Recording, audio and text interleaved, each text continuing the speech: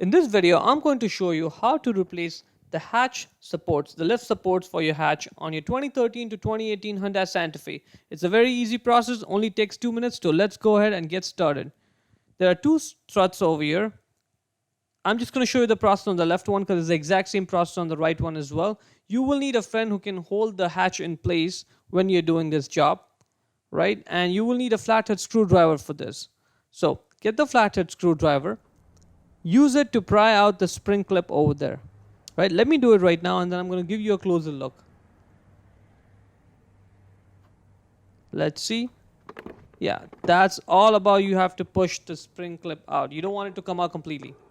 Once you do that, at this point you should be able to just wiggle the strut a little bit and then pull it out. And it should come right out. Nice. Now let's do the same process for the other end of the strut as well.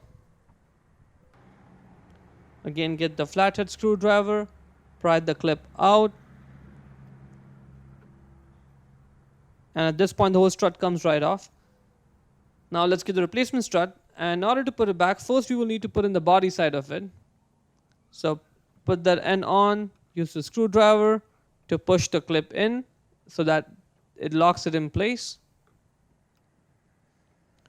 Once this is done, in order to put the other side on, this is where the trick comes in. Get your friend to push the hatch up a little bit. Get him to push it, and then you can just push the strut on.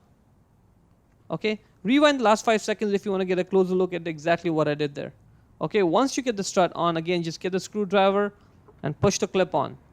And that is simple as that. And now you can repeat the process for the other end as well. Alright, now let's take a look at the hatch.